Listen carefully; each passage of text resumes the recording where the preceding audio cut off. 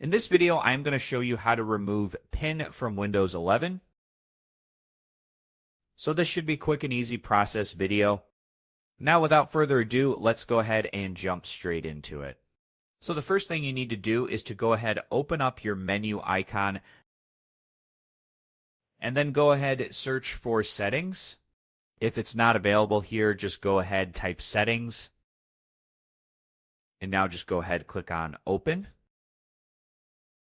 Now that you have opened the settings, just go ahead and click on Accounts tab. That's located at the left, as you can see.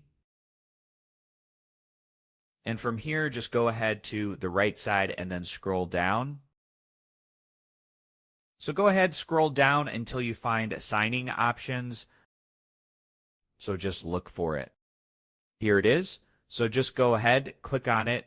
After that, click Windows. Then change PIN. And then after that, type your PIN that you have now for your PC. And we type a new PIN and confirm the new PIN, then click on OK. And you can also remove it by clicking on Remove. That's the button that's under the Change PIN. So this was an easy and quick process video. As always, thank you for watching.